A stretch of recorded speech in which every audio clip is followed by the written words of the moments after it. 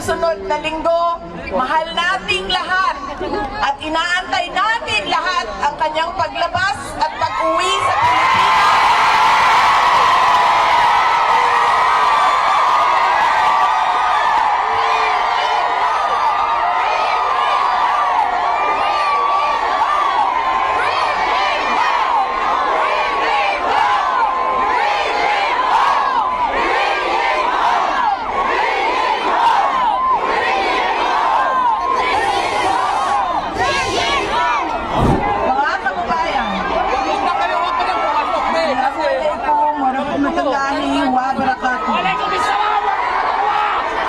Magayaw, umayong adlaw, kaninyong tanan. Naimbag na aldaw, kada kayo amin. Magandang araw sa inyong lahat. Meron lang po muna akong paalala para hindi tayo ma-excited at manggigil ngayong hapon na ito. Kasi nakita ko, sobrang dami ng ating mga cellphone, camera, at iba't ibang pang-photo at video na gamit. Ibig sabihin, lahat gusto makakuha ng picture. Inday Sara, wala na kaming pakialam sa message mo, basta meron lang tayong selfie. Kaya, binigay ng organizers para sa ating lahat mamaya ang photo opportunity ng lahat. Isa-isa. Kaya, hindi kailangan manggigil dahil habang merong nakapila para sa picture, ay gagawin natin mamaya. Mahal ko kayo. Maraming salamat sa inyong paanyaya sa akin na bumisita dito sa United Kingdom. Ang susunod ko po ay yung munang ating pagdarasal at pakikiramay sa lahat ng mga kababayan natin doon sa Pilipinas na dumadaan sa hirap, may sakit, at mga biktima ng iba't ibang kalamidad na dumadaan taon-taon sa ating bayan. Tayo ay nakikiramay sa kanila. At kailangan ipaabot natin ang ating moral support, kundi man financial support sa lahat ng mga biktima ng sakuna sa ating bayan.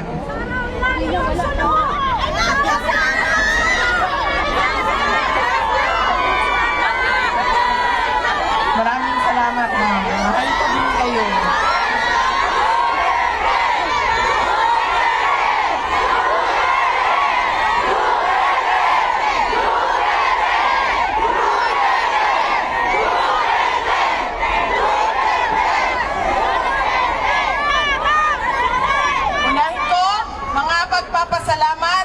Una, ang pagpapasalamat natin sa Diyos. Kaya lang, para sa araw na ito, na ibinigay niya sa atin para magtipon-tipon. Malayo man tayo sa ating bayan. Ang iba sa atin hindi na nakauwi ng Pilipinas. Pero binigay niya sa atin ngayon ang araw na ito para ang mga Pilipino magsama-sama at ipakita natin ang ating galit sa nangyayari sa ating bayan ngayon.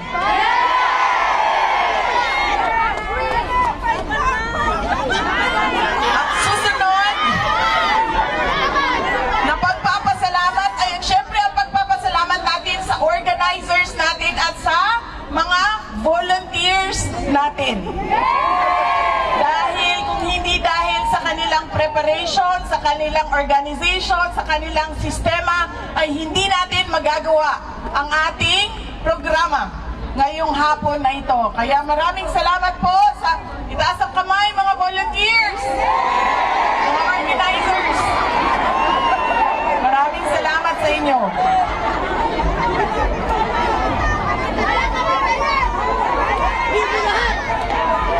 Lahat tayo, ma'am, hindi ba yan?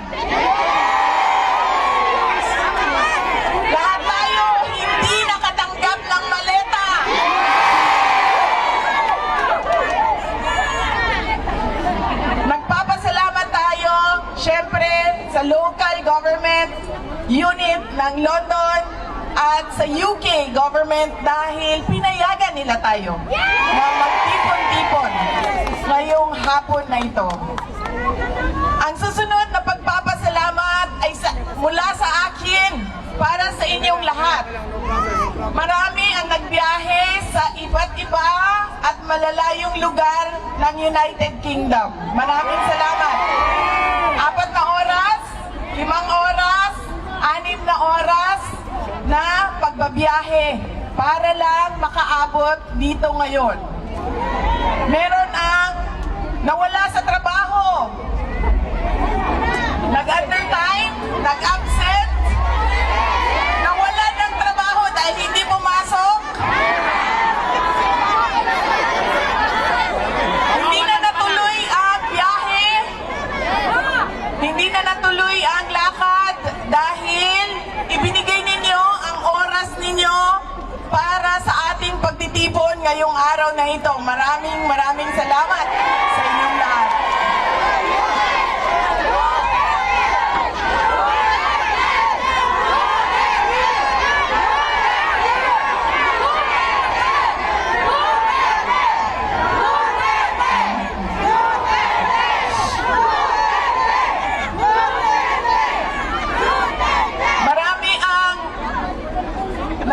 Na-hurt, nasasaktan kapag sinabi na bayad sila o bayaran sila o binayaran sila para pumunta dito. Pero babayaran ko kayo mamaya ng picture.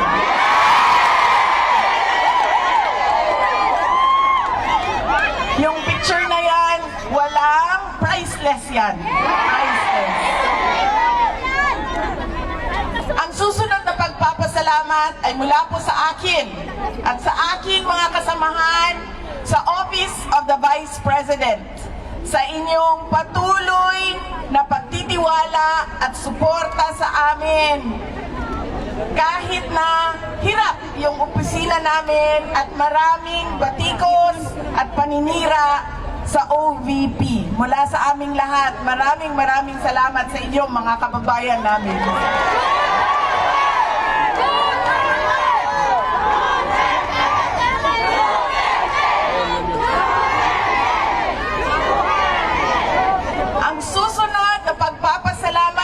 Makikita ko po siya sa susunod na linggo. Mahal nating lahat at inaantay natin lahat ang kanyang paglabas at pag-uwi sa Pilipinas.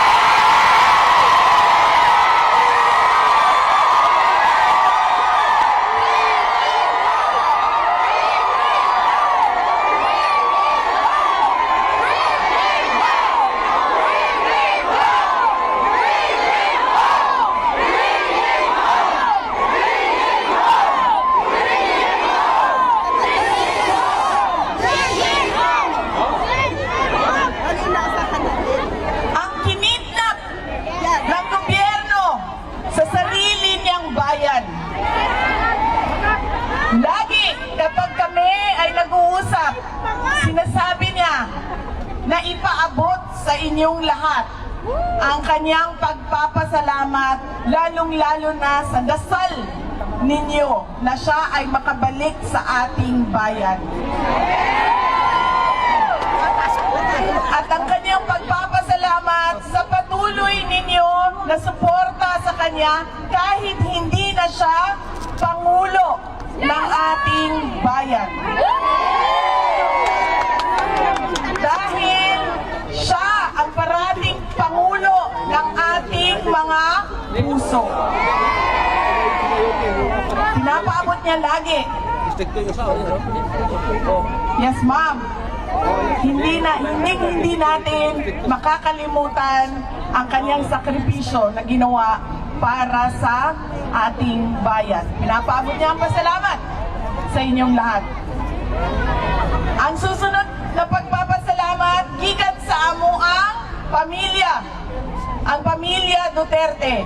Dako kaayo mi og utang nga kabubuton kaninyong tanan mga kaigsuonan namo sa higayon na ginahatag ninyo kanamo nga makaserbisyo sa ato ang nasod.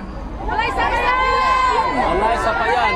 Napakalaki ng utang na loob namin sa inyo mga kababayan sa pagkakataon na ibinibigay ninyo sa amin na makapaglingkod sa ating bayan.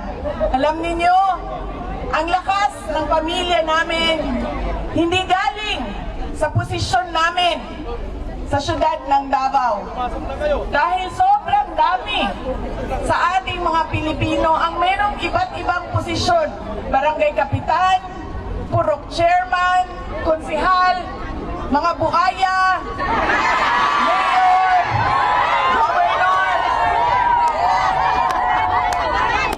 Sobrang dami ng merong posisyon. Hindi galing sa apelido. Dahil lahat naman tayo may pangalan, may apelido.